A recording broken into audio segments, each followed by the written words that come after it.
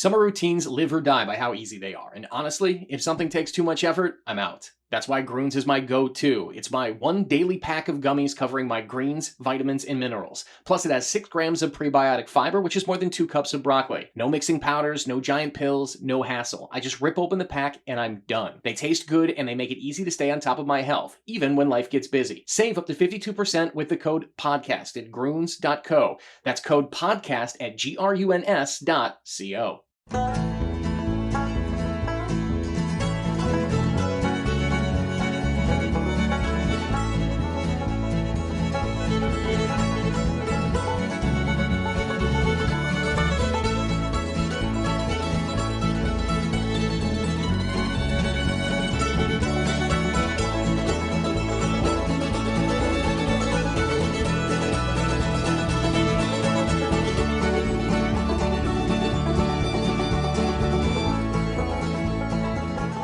Michael Russo is living large in Tampa while I live cold in Minneapolis. I don't think he feels sorry for me. He's out whining and dining. He went to a famous steakhouse last night. And as you know, this show is just as much about Michael's lifestyle as it is about hockey, or at least like 45, 55, something like that. He's Michael Russo. This is the Russo-Souhan Show, part of the Minnesota Sports Podcast Network. You can find all the shows at MNSPN.com. Thank you to Twill in the Indicting Galleria, TwillMN.com, and Twill on Instagram. FixologyRepair.com. Fixology Repair, downtown Minneapolis in the Skyway and at the Mall of America by Nordstrom's. And your Sandvold financial expert, Todd Moritz, Todd C. Moritz on Twitter. We'll tell you more about our sponsors later. If you'd like to sponsor the show, send me an email at jsouhan@startreview.com. We reach a lot of people in a very direct way. All right. I think the second Super Bowl I ever covered, I went with some like old-time famous sports writers to a place called Burn's Steakhouse in Tampa. Yep. And I haven't been back in like 28 years. It sounds like you had quite the night there. Yeah, it is. It's old school. We went all after the skills competition yesterday, so we didn't even get there till 10:45, and they put us in a private room, and it was pretty neat. First of all, there had to be a gazillion NHL players there that came there, so the whole place like filled up with hockey people at night. But it was. Yeah, let's put it this way: the bill was very expensive, and I didn't pay a penny. Pierre LeBrun picked up all the wine, and I ate asparagus, so everybody made fun of me and didn't want me to pay. So it was the cheapest night I've ever had on the road, and one of the most fun evenings I've ever had on the road. But if you haven't been to Burns, check out their menu online. I mean, they have a page of They have a page. Not that I like caviar, and I would never order caviar, but they have like one full page of like 20 different caviars. They have a steak page where it's you just, again, you got to look at the menu. It's completely unique. And then they have a 175-page wine list, a wine book.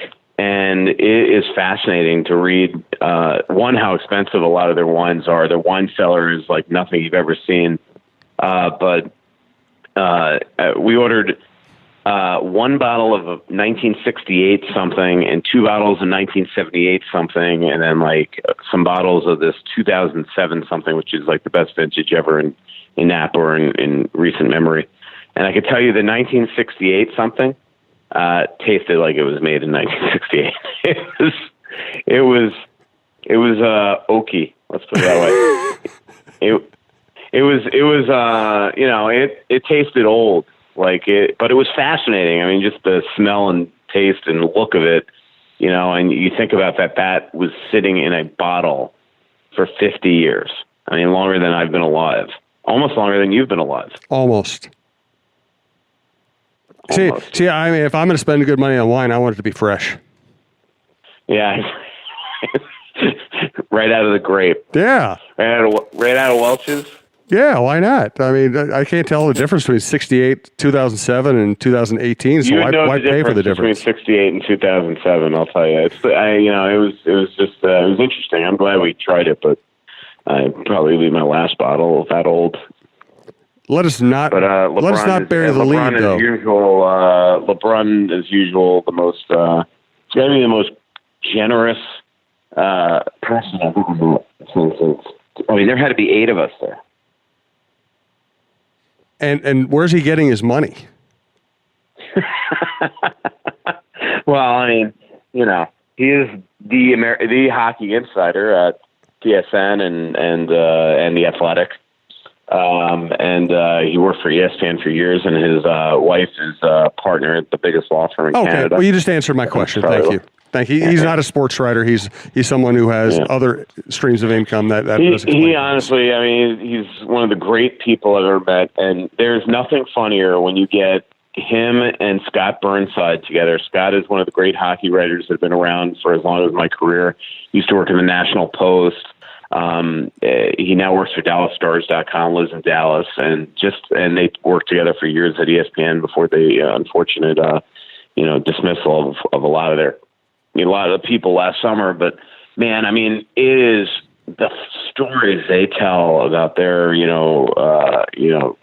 traveling and friendship is just absolutely hysterical. Like, there's nothing better. As I've told you many times, my favorite part of covering all these league events is that, and it reminds me, like yesterday I was in the referee's room before the game because I did a story on Brian Mock, who's from Little Falls and lives in Chanhassen. He's, only Minnesota-born linesman in the NHL and only Minnesota-born official in NHL history that has officiated over 1,000 games. He's doing the All-Star game.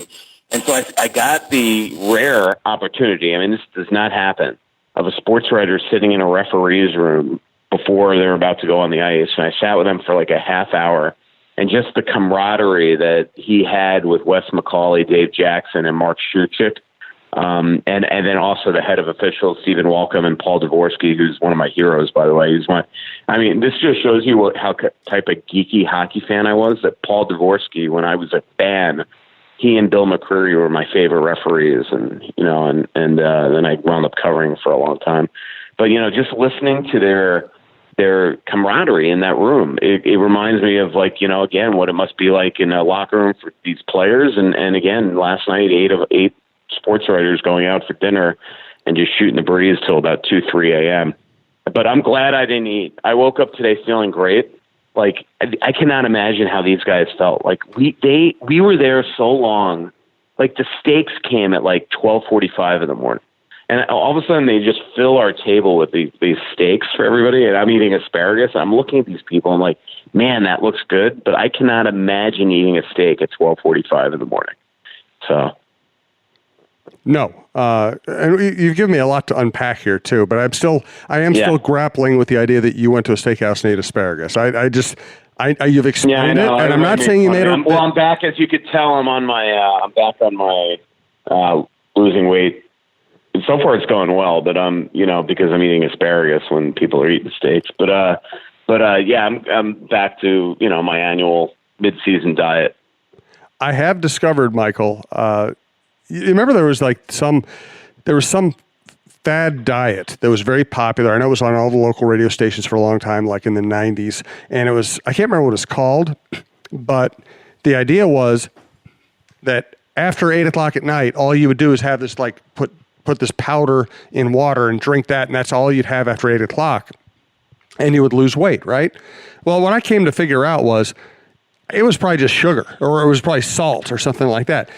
You lost weight because you weren't eating after 8, not because you were drinking a solution after 8. Because I tell you what, that's when I feel the best is when I don't eat anything after 6 or 7 at night. It doesn't matter what I'm eating or if I don't diet, but it's to me, it's when you eat late at night, that's when you feel terrible the next day. Yeah. I mean, even the asparagus filled me up, and actually, it's funny when you actually ask for steamed asparagus, that's heavier than if you were going to get it grilled or oiled up or whatever they do to it. Because, it's I can't believe we're talking about asparagus. This is the worst podcast we've done ever. No, there's no way it's the worst one. I'm sure we've done much worse. There is no doubt that people are ready to turn us off. We should start talking some hockey. All right, let's talk some hockey. I tell you what, let me thank Twilp, and we'll start talking about hockey. Thanks to Twilp. Especially freaking Russo slacks. I'm going to see myself in an asparagus costume tomorrow. Well, we have that to look forward to. It might be the highlight of the wild season, is seeing you in an asparagus outfit.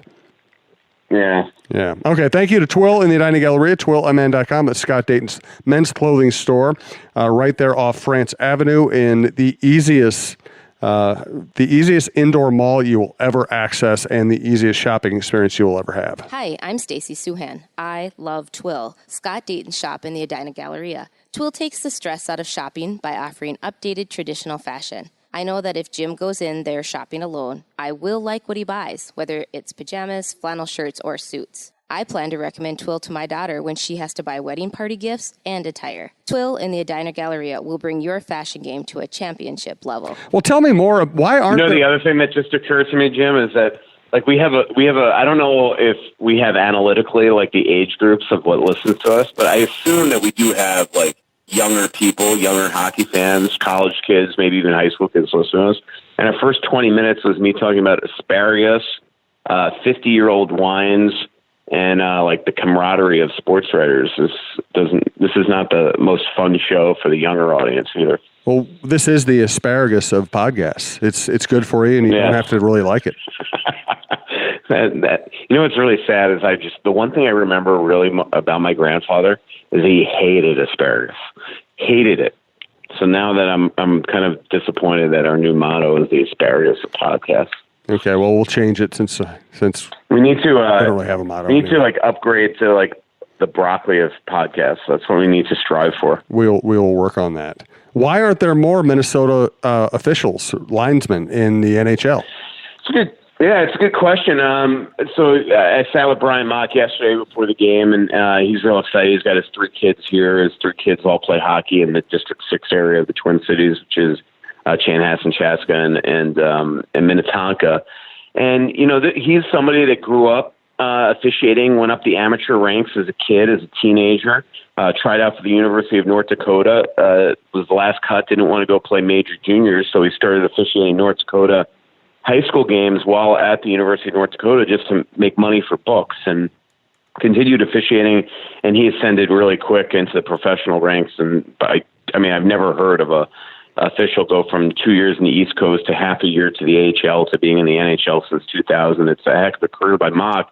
But what he says is, it really bothers him that Minnesota hockey could have the most players in the amateurs in all of USA hockey, but they have so few NHL officials. And so, he does think that a lot of it is because a lot of Minnesota officials, really try to like have one goal in mind. That's to work high schools, work colleges, but never even aspire to be in the professional ranks. And he hopes that changes, and he's trying to give back in every way possible. But, for years he was the only guy.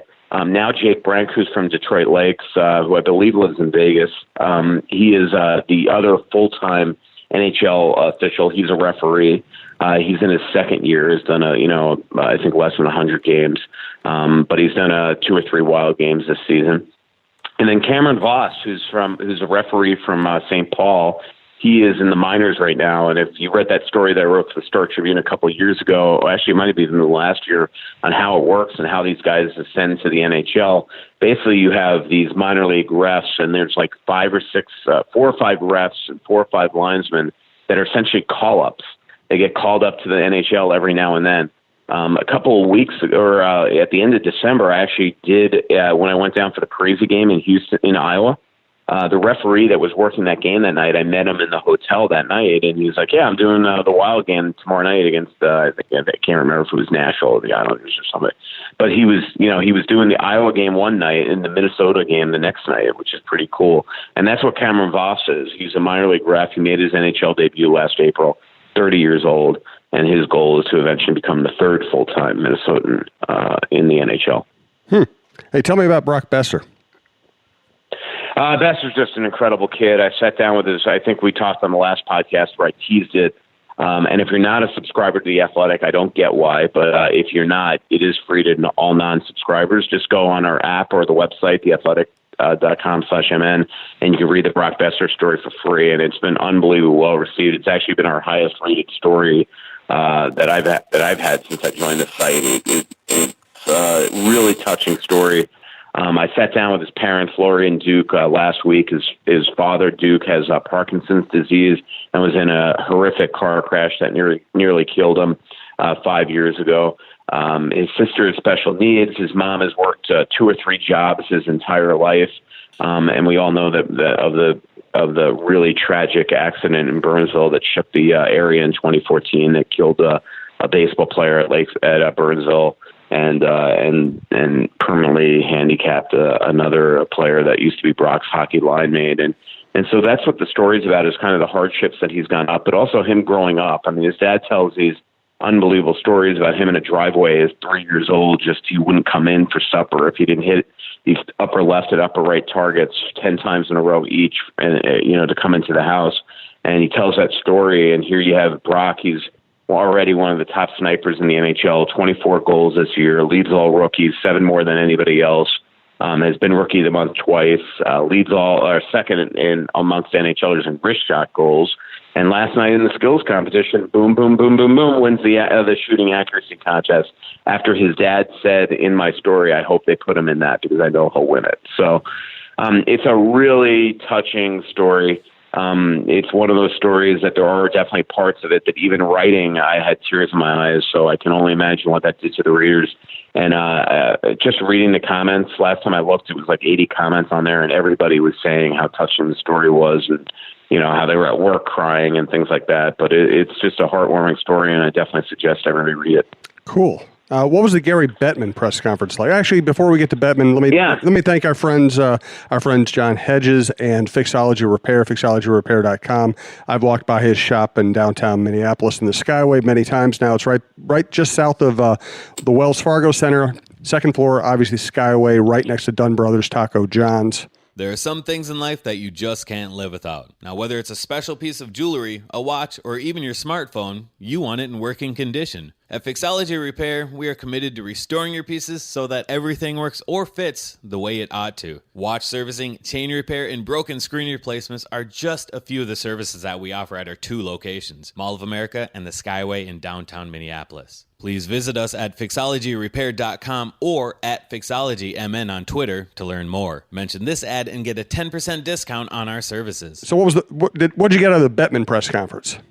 You know what? It's funny. I've covered this league so long, 23 years, that I miss the old Bettman State of the League addresses where he would just get annihilated and peppered by some of the old sports writers, the Red Fishers, the Al Strackens, the Tony Gallaghers.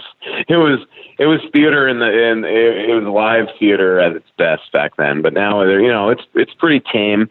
But the one most interesting part of the presser was goalie interference.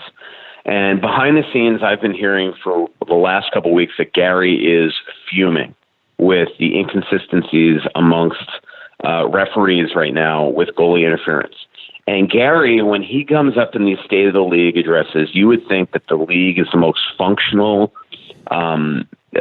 perfect, everything's going great league in the history of the league. You hear it at every one. It's Stanley Cup Final, it's All-Star games.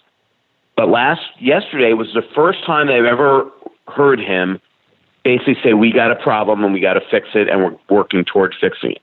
And we're seeing every night now where these refs are staring at these iPads or whatever it's called now, and they, for minutes and minutes and minutes, dissecting every angle and trying to figure out if a goal should be overturned.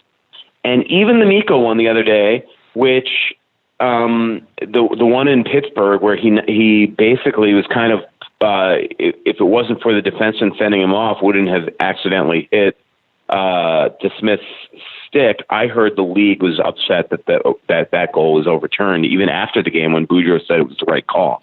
So that just shows you that they have an issue. But then what happens lately is that a couple really close overturned goals happen to Austin Matthews and Connor McDavid, and now all of a sudden it's a big topic in the league, and they're going to try to fix it. So what he wants them to do now is not overanalyze it, not overthink. Look at the thing, see if you see an obvious reason why a goal should be overturned, or overturned the other way too, and no goal should become a goal. And then make the decision and let's go. And that actually at the very beginning, and we're going to see this immediately, starting right after the All-Star break, these referees have gotten a memo already The two refs that were in the referee room yesterday were in there getting the new standard yesterday. They had after the Board of Governors meeting yesterday, they had a kind of an emergency meeting between the 4 All-Star Game coaches, 2 referees, Daly, Bettman, Stephen Walcom, who's the head of officials, Chuck Fletcher, basically the 4 other GMs that are down here for the All-Star Game. And that's Steve Eiserman, Chuck Fletcher, David Poyle, and the 4th one escapes me. And Chuck is here because Craig Leopold is kind of out of commission right now and couldn't come to the Board of Governors. So Chuck was invited to this meeting as well. And they were all kind of given this new standard, and it's going to create actually some probably angry fans right at the beginning, because now what we're going to see when we come off the break are coaches' challenges that a week ago probably would have been like, wow, it's obvious that was a goalie interference, and we're going to see the referee say good goal, because now what they're going to do is they're only going to do the obvious egregious ones. So I think it's actually going to initially create more confusion, which is going to be interesting when the next Gary Bettman press conference is. But so that was basically what he said yesterday is it's going to change, and we're going to change it, and we're working toward changing it. In terms of other news, Seattle's a week and a half from putting in their expansion application to become the 32nd franchise. That'll happen in around 2020.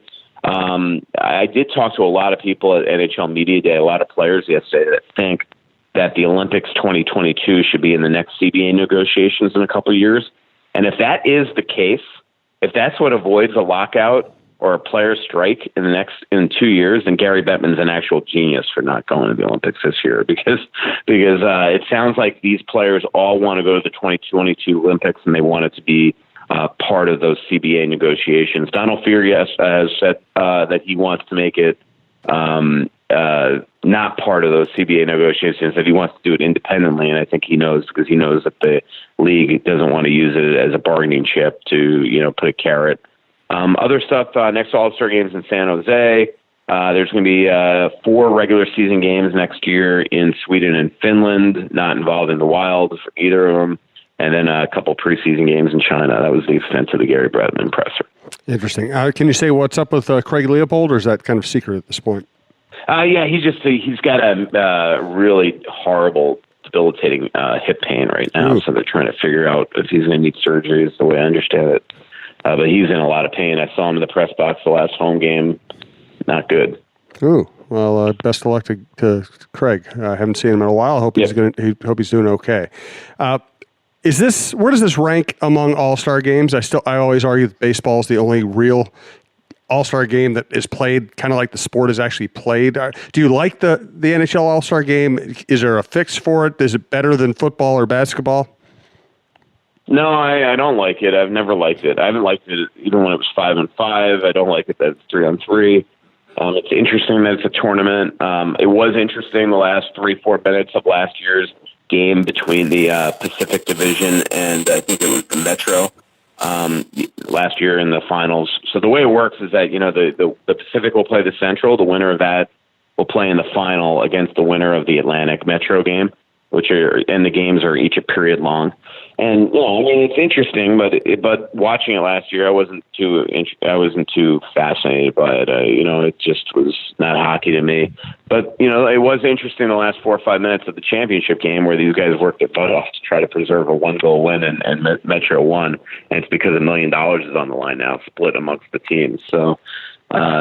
Always money rules the roost at times, and it became actually pretty fascinatingly, intriguing at the end last year. But these All-Star weekends are just fun. It's mostly fun for the city. Like the show that Tampa put on this weekend has been as good as I've seen any All-Star game, and I covered the 1999 game here, and to see the contrast, it's crazy.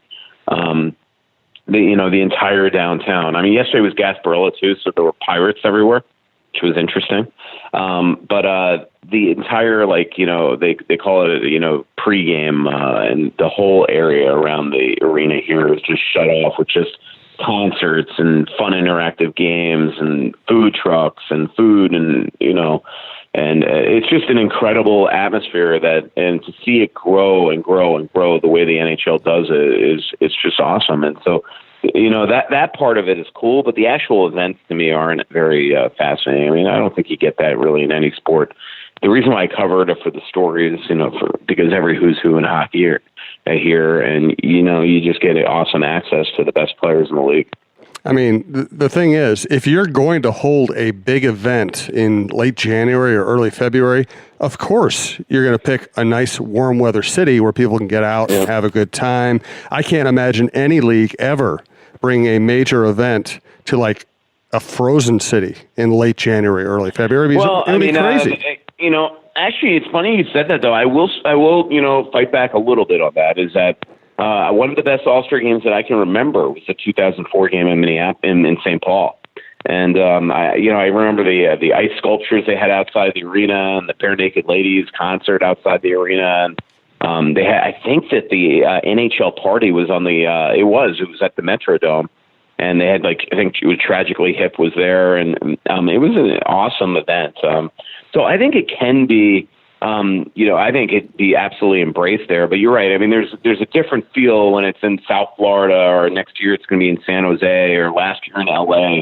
Also because of so much more that you could do. I mean, the amount of celebrities that came out to the LA one was ridiculous. It was everywhere you looked, it was a different celeb. So it's fun in those cities. There's no doubt about it. But it's funny.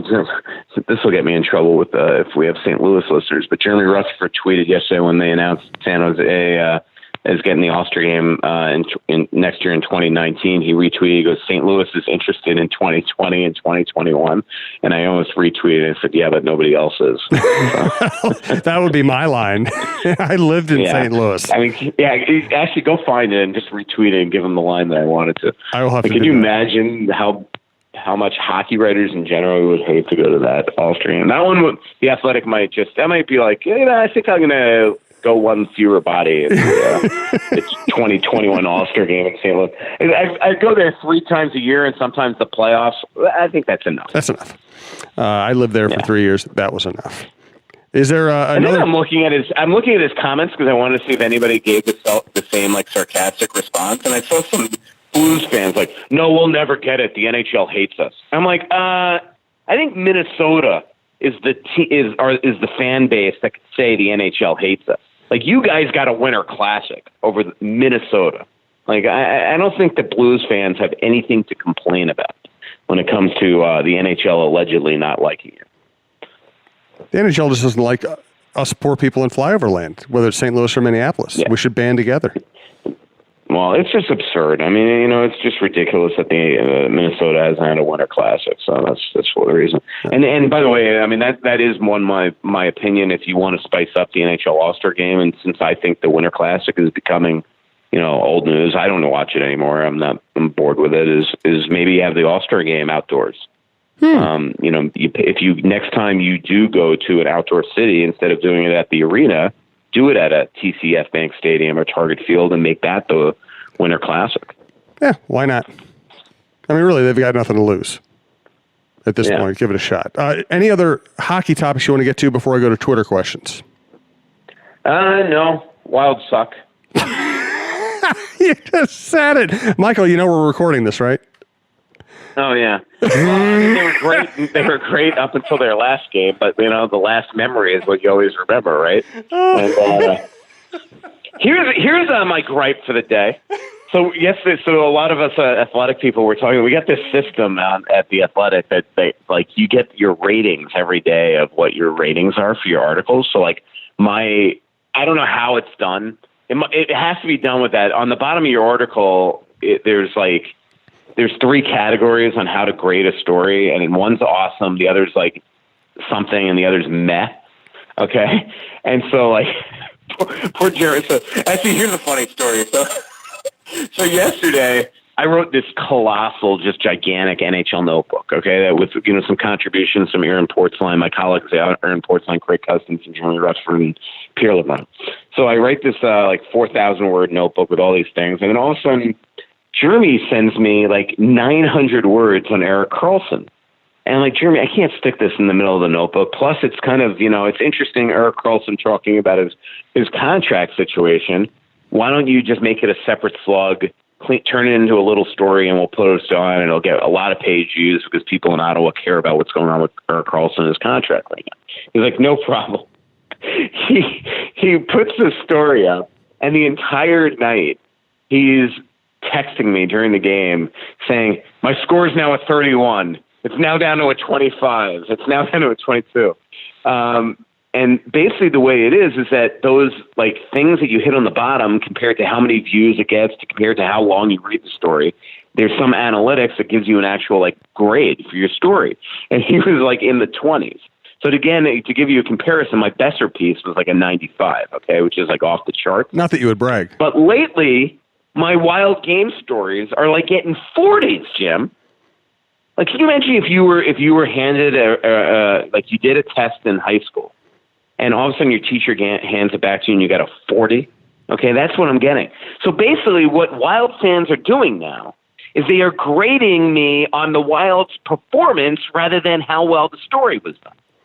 Or so you'd like to think. I left the game the other night in Pittsburgh. I'm like, man, that was I did a really good game. Or I didn't take any cheap shots at them, but it was a good analytical piece. I wrote how bad they are on the road. If they don't fix it, they're going to have to, blah, blah, blah. I'm walking out feeling good at myself, and the next day I look at my score, and I got like a 44.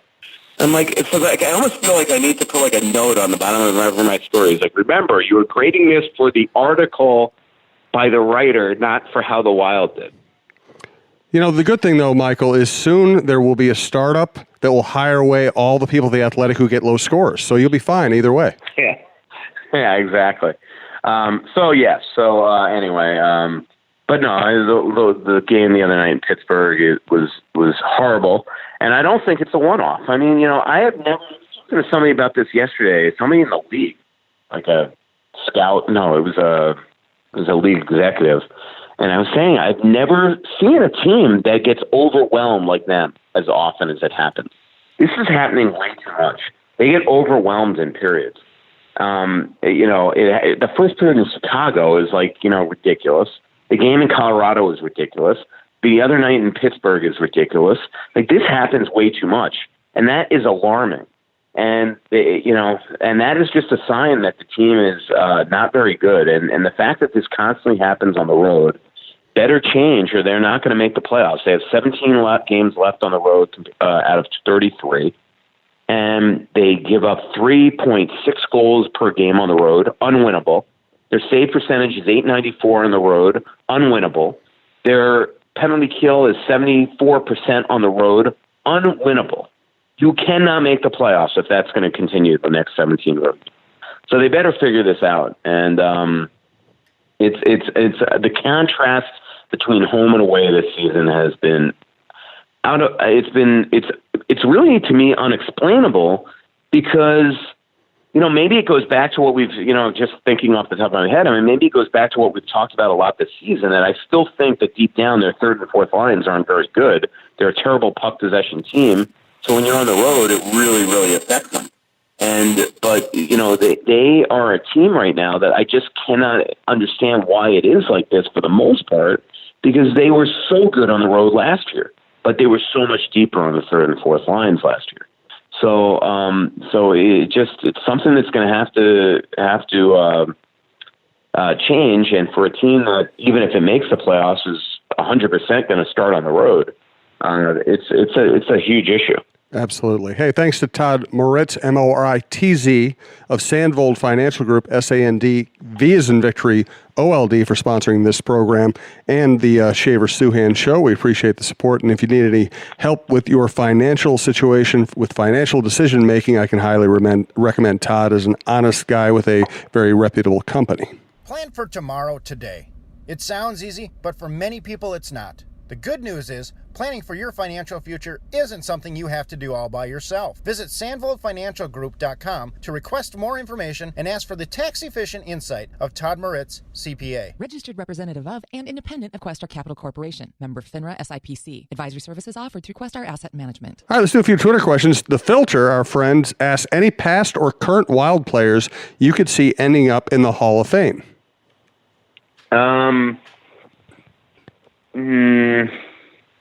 Sounds like a no. Yeah, I'm trying to think. I don't know. Maybe, probably not Suter. Definitely not Gabrick. Breezy? No. Nope. I don't see any that end up there. No, definitely not. I think we've gone through the list of the possibilities then. Yeah. From Kyle Yelly, or Yell, probably Yell, who's the one team that drops from playoff position that lets the Wild in? Well, it's got to be Dallas or Colorado. I think Dallas, Colorado, Anaheim, LA, Chicago, Minnesota are fighting for 2 spots because I think St. Louis is going to figure it out and keep themselves in the top 3. Winnipeg and Nashville I don't think are going anywhere. So it comes down to those last 2 wild card spots. And now this is make or break time for the Colorado Avalanche. They've lost 2 in a row. I think they're in a stretch where they play 12 of 15 or even 14 of 17 on the road. So this is where we're gonna find out if they are for real here. And the last 2 games, they looked like they were tired. They had a horrible loss in Montreal, and then they lost in St. Louis. And that's one of those things where it's like, if you're a Wild fan or Bruce Boudreau, I've got to think you're probably in that game rooting for St. Louis. But in a large way, you kind of like, if Colorado wins that game, at least it keeps St. Louis closer to you and that you have one more team that you're kind of chasing. But let's be honest, I think if the Wild make the playoffs, it's going to be in a wild card spot. So you need Colorado and Dallas to lose. And right now, Dallas did lose their last game before the break, but Dallas has been playing unbelievable hockey lately, or at least winning almost nightly. So, and Colorado was on fire, where they had won 10 in a row before the last 2 losses. So it's going to have to be Colorado or Dallas that comes out. Interesting. From Justin Marquette, how the heck does the NHL decide on Kid Rock as an entertainer at the All-Star game after the positive community results of J.T. Brown raising his fist during the anthem earlier this season? Any thoughts on any of that? Well, definitely, and I don't want to get into politics here and offend anybody, but it definitely seems tone deaf. I mean, for leagues, you usually want to make sure that you're not offending anybody. And Kid Rock is one of those, kind of polarizing figures from the standpoint that you either love him or hate him. With the Confederate flag, with I believe, and I'm not really schooled on Kid Rock, but so I'm scared to say something that I don't know fully the context of, but I'm almost positive that he has said some controversial stuff about gay people, or he at least used the term gay in a derogatory way. Yeah, but not like using it as an insult. That's so gay. Well, you had me a Confederate flag. Yeah. But I'm pretty positive, Google this, and by the way, Brandon, if I'm wrong, cut it. But I'm pretty positive that last year there was a big controversy last summer that he called the New York Times story gay, and it was started this huge controversy, and then he continued to say it's nothing against gay people, but this is gay and that's gay and this is gay. So but again, because of all that, you just think back to the Twitter followers' question. Why the league would pick him. The only thing that I can think of is, I was thinking when they announced Kid Rock, where's the connection? And the only thing I can think of is I'm pretty positive that Kid Rock and Chris Chelios are best buds or something. So maybe there's some sort of connection there. And I know Kid Rock's a huge hockey fan. But yeah, I'll be interested to see today the reaction because when it was announced that Kid Rock was performing today, I did see that on Twitter it exploded. So I was a little surprised at a league that's usually so, careful with not offending people and making the right decisions. I thought that was a little tone deaf. Hey, for those who stuck with the show, we do apologize. We've had a few little kind of glitches. It seems like we're downtown Minneapolis. They're setting up for the Super Bowl. It seems like every 2 or 3 minutes there's a little bit of fuzz. It's probably caused by something the Super Bowl is doing. They kind of take over the airwaves while they're down here. So we do appreciate you listening. I'm going to come to Michael for a final thought or a not final thought or a final not thought, whatever he wants to contribute. I want to thank Twill in the Edina Galleria, twillmn.com, Fixology Repair, fixologyrepair.com, Todd Moritz, your Sandvold financial expert. Please check out all of them. Check out all their ads. We appreciate them sponsoring the show. Do you have a final thought for us, Michael? No. Yeah, I didn't think so. Pretty little city built on a hillside. Music music in the bars and fire in the sky. We went to the beach and it was covered in ice, and I used to call it home. So much coming out, there's nothing going in. I know that you feel like you're never gonna win.